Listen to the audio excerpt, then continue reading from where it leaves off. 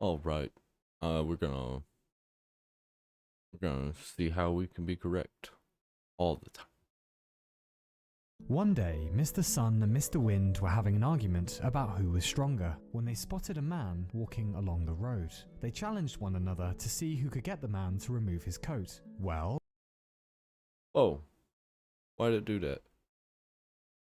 it was Mr. Wind's turn first, and Mr. Wind said, "Right lads, let's fucking rush him," and began to blow and blow. But despite all of this, the man only buttoned his coat tighter, and Mr. Wind blew some more until he was exhausted. But now it was Mr. Sun's turn. Unlike Mr. Wind, Mr. Sun was very modest and restrained, and said, "Right, you dopey cunt," and began to shine and shine, all the while quietly whispering, "Take off your fucking coat, you stupid cunt."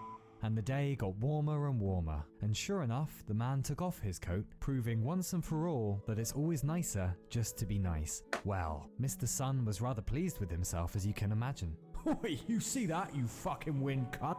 And the day continued to warm up, and the man took off his t-shirt because it was hot. And next he took off his trousers, revealing a number of politically reprehensible tattoos. And Mr. Wind said, "Look what you've done, you stupid sun cunt. Look what you've gone and fucking done." For a very long time, many of us believed that the Earth was at the center This is not at all what I expected to be watching. Title like that.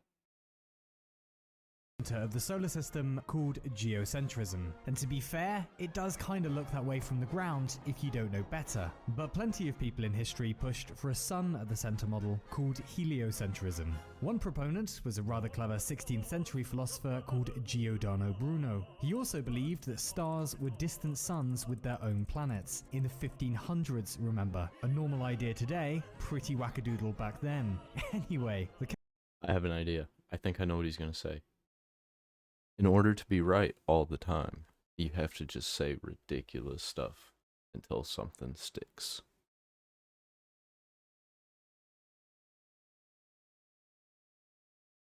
Catholic Church of the day were big supporters of Bruno's heliocentric ideas and celebrated his genius by lighting a big lovely bonfire, which they popped him on top of. Centuries later, in the early 1900s, and scientist Alfred Wegener noticed that the continents fit together a bit like an awkward jigsaw puzzle, particularly East and South America and Western Africa. He came up with a theory of continental drift, the idea that the continent started as one big megamass called Pangaea and slowly drifted apart over millions of years. "Hey, that's a great idea," no geologist of the day said, and continued to fling intellectual shit at him non-stop for the remainder of his life. It would take about 70 years, or one Bill Murray, for folks to realize he was actually spot on. Kind of difficult to apologize though, what with him being dead and everything. September 15th, 1999, and the Mars Climate Orbiter is just about to enter Mars orbit. It does, though with a little too much enthusiasm, barbecuing itself. The reason? Because the spacecraft was quite sensibly using metric measurements, while the software back on Earth was using imperial.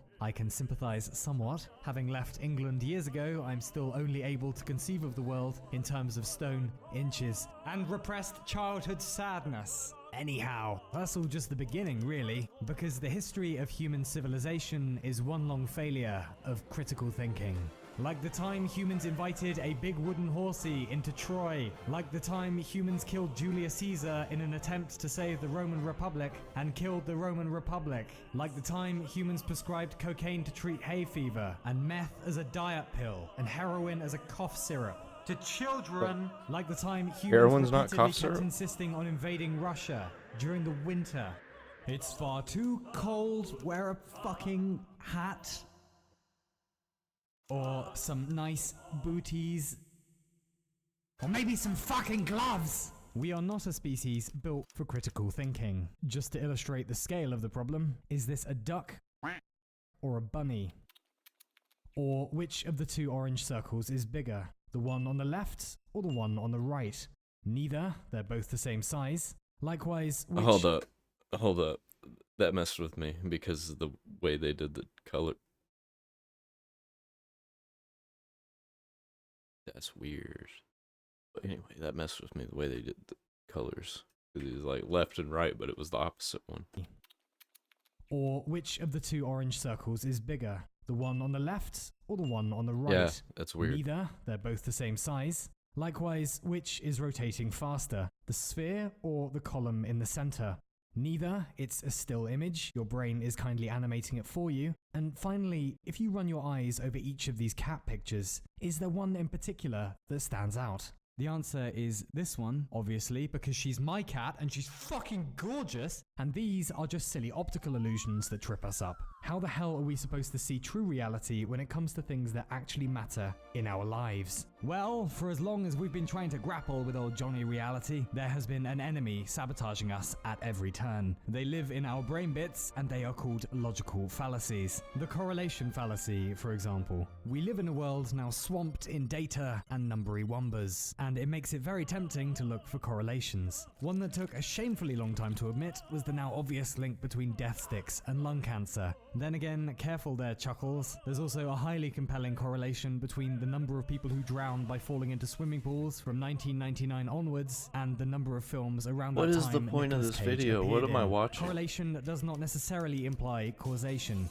Begging the question, this is the Ouroboros of bullshit logic. Someone declares, I own your house now. You respond, Bullshit why? logic. They respond, That was because I sorta have your right. keys. Why do you have my keys? I already told you, Jerko, because I own your house. You will see this all the time in public debates. Very weak tea indeed. The slippery slope. Perhaps you suggest to someone that it might be time for them to give up snorting detergent. A slippery slope response would be, well, what do I give up next? Shoes, then water, then breathing? Is that what you want? No, this is clearly not what you meant. It is possible to make a change to the status quo without the complete collapse of physical reality. The false dichotomy. This is the dick move of presenting an A-B choice that isn't actually A or B. These include things like, well, either we save the rainforests or we save the whales. You decide. What? Why? Can't we just do both? Or one that really gets my goat, if science can't prove everything immediately about how the world works, then it Really must all gets be my magic. goat. What? Why can't there just be an honest gap between science and truth called we don't know yet, but we'll get there one day? Nofgeology, mother lovers. And that's not even the half of it. Our brains are riddled with these bastards, ready to trip us up at any moment. The argument from tradition, the argument from false authority, the argument from because I read half a fucking Wikipedia article. We are constantly falling prey to silly patterns of thought, and the only safeguard against them is eternal vigilance. And possibly drugs. All that being said, one point that rarely gets brought up in critical thinking is that there is something more satisfying than winning arguments, and that's not getting into arguments. As a kid and a teen, I was quite obsessed with psychic phenomena like telekinesis and telepathy. But the more I looked into it, the more it all just seemed like anecdotal evidence, and so far, no psychic feats confirmed under fair experimental conditions. All the same, I finally lost my faith one day while watching UK daytime TV, and one of those psychics was on claiming to talk to dead people's relatives. I'm sure you know the drill. Hey, anyone in the audience know a dead person whose name begins with E? Or J? Or any letter in the English alphabet? Ooh, I do. Oh, thank fuck for that. And they're telling me they knew you somehow. Oh god, yeah, it was my grandfather. And they're telling me they were your grandfather. Wow, that's incredible. How did you do that? And I'm sensing they died from something that made them dead. Oh my god, he's a wizard! Why do these ghosts always have really specific messages, but simultaneously can only remember the first letter of their own fucking names? Anyway, it suddenly hit me, either this guy is actually talking to the dead, which will completely revolutionize modern science, or this motherfucker is taking advantage of fragile people who are grieving for their loved ones, and he's doing it for monetary gain. Which is a very special flavor of evil, I hope you will agree. It destroyed my faith in psychics, and gave me, shall we say, an overly passionate dislike of people making big metaphysical claims they couldn't back up. And every time I came across people at parties or over dinner who hinted at even the most gentle metaphysical sentiments, everything happens for a reason or whatever, I became, there is no other way to put it, an obnoxious dick. Because I associated all of them with this one guy I'd seen on TV. I was insufferable. Years later, however, I was eating dinner with some friends, and a friend of a friend had joined. The new guy noticed I wasn't eating meat and asked, and I said, I'm not really into it, and attempted to leave the thing there. But he followed it with, well, if you care about animals so much, why are you still eating dairy products? That's cheese on your plate, isn't it? I said. Anyway, well, he continued for some time, I mean, you're not really making a difference. You're probably just trying to demonstrate how morally superior you think you are to everyone else. Yes, that's a fair point, I said. In a universe where I'm a Buddhist monk. In this universe, I said, go fuck yourself, and who the fuck are you anyway? And of course, an argument began, ruining dinner completely. Months later though, somehow we calmed down and discussed the incident, him and I, and he was decent enough to explain that he had a roommate who constantly yelled at him for enjoying steak or bangers and mash or whatever, and he had automatically put me into that very same camp, much like I had believed anyone who wasn't a hardcore scientific materialist like me must be a con artist. And that was kind of humbling, because I was no more going to yell at him for enjoying a bratwurst than those poor people I'd been mean to over dinner were going to con me out of money to talk to my dead childhood hamster. And it seemed suddenly that arguments about ideas usually rely on two fundamental constants. One, everyone thinks they're being reasonable, however insane their position is. And two, no one's going to change their mind by getting called a dick. Looking back on that unpleasant dinner, I should have just calmed down and said, "You seem a bit irritated, mate. What's up?" And we probably could have sorted things there and then. But my pride was hurt, and that was all I could think about. Some days you're the pigeon, some days you're the statue, and almost all of us are ignorant about almost everything. The world is too big not to be. But miraculously finding the mental strength to say, "Alright mate, you seem a bit annoyed, let's talk about it," is always going to get a better result than "go fuck yourself." It relies on constantly remembering that the primary characteristic of a silly person is that they think they're clever, and usually enjoy insisting that they're correct about everything, which makes admitting to ignorance a rather rare and endearing virtue. In other words, what would Socrates do? That's a very different mantra, by the way, to what would Diogenes do, because the answer to that one would be piss on people you disagree with and take a shit in the theatre. Incidentally, just a small personal request to the new Theatre Royal in Portsmouth. Please give my season ticket back. I promise I won't do it again. Despite our species being the smartest smarty pantsers on the planet, human children are some of the most helpless infants in the entire animal kingdom. Baby giraffes can stand up just hours after You know what? their I'm gonna birth, give it a like but for that. it takes our infants years before they can be left unsupervised. That means we have to take care of them for a long time, out of nothing but kindness. That's me, by the way, back when I couldn't stand up and lived on a liquid diet, so not much has changed really. Cheers! I often marvel at the fact my mum and dad spent all that time raising me and protecting me and teaching me. They did it because they are kind. It is a debt I can never repay, and they wouldn't expect me to either. That kindness is what kept me alive, and some variation of it was what kept all of us alive in those early years. Do you know, a lower jawbone was found in Dmanisi, Georgia, some time back now. It belonged to a member of the Homo erectus family, our now extinct human cousins. He was a male of about 40 years old who lived probably 2 million years ago. The jaw is missing all its teeth except for one, and we know he lived a long time like that, which means someone was helping him to eat. 2 million years ago, someone was feeding him. Someone cared about him. Maybe someone loved him. Back in deep time, even before our species began, a person or a group was practicing compassion. Someone was being kind for the sake of being kind. I think about that 2 million year old jawbone a lot these days. I like to imagine a little pack of our evolutionary cousins huddled around a fire, knowing little, understanding even less, before recourse to reason or law or history, before currency and standing armies, before socks, and probably with no concept that one day, 2 million years in the future, their cousins, us, would build this incredible global project of civilization. And if there was some way we could have shown our cousins and ancestors just how far humans would one day come, everything would seem alien to them, except perhaps for compassion. Because though they lived in perpetual ignorance, though they were incorrect about almost everything all the time, from that jawbone in Georgia, from other ancient skeletons telling almost exactly the same story, we know that they had kindness. And it is the same kindness that today raises our kids and takes care of our elderly. It's the same kindness that provides disaster relief and medical aid, the same kindness that sustains friendships and writes love letters. Do you ever get that weird wow moment sometimes when you realize that the future isn't isn't just this abstract sci-fi place with hover cars or whatever. It's actually coming. Like, one day it will actually be the 22nd and 23rd centuries, and they'll be just as pedestrian and real as the 21st century is to us. And then do you ever get that second wow moment when you realize that making it to those centuries isn't actually guaranteed, that we could drop the ball at any moment, and you think, my god, is anyone making sure we're gonna be okay? Is anyone actually steering the ship? Because those sure are some big waves over there, and we've never been this far out to sea before. And maybe if we squint really hard, we can just about make out the promise of land centuries ahead.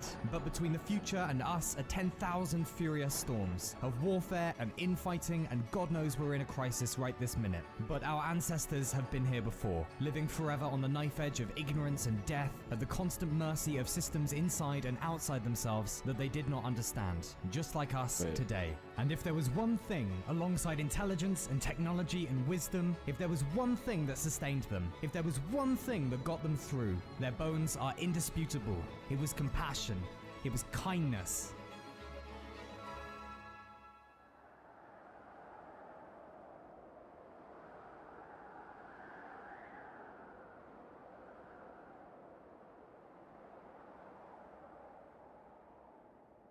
Doubtless, we will screw up in the future with 1,000,000 times the efficiency that we screwed up in the past. We cannot and will never be correct about everything all the time. Ignorance is in our bones, but kindness is in our DNA. And if anyone says otherwise, just tell them to fuck off. With love, obviously. With love. Yep. Glad I watched that. 10 out of 10. 10 out of 10. Good video. Oh, hi! Thanks for sitting through that. Two things. You're welcome. Firstly, I hope you enjoyed the opening animation because it was made by my best mate in the whole world, Mr. Jimmy Cake Shoes. He's just starting out on here and has a channel with a brilliant parody of Star Wars Episode 3, which I laughed my arse off to, and I'm quite sure you will as well. There is a link below if you'd like to go and check it out, or say hi, or wish him dead, etc. It is an honor to have you working by my side, my man, and I'm just incredibly proud of you. Second thing, I made a video a while ago called Thoughts About Writing, where I was trying to get down everything I wish I'd known about writing when I started writing, but it was too bollocksy and abstract and it didn't work. So what I have done is make some mini podcast episodes, if you like, all about what to do if you're a creative type and you're having creative problems, and also how to even get started with writing or whatever else you want to do art-wise. We will cover everything from finding inspiration to getting the sads to creative burnout to avoiding dark web narcotics. The first few episodes are up on a separate channel, there's a link below, and I will be uploading some more in the coming weeks. That's the plan, anyway. I really hope you like them, I really hope they help with your creative endeavors. Big love, hope you're keeping safe, hope That's you're well. really good. New book coming soon, promise. Dislike, unsubscribe, I detest you, goodbye. Unlimited rice pudding? Oh no.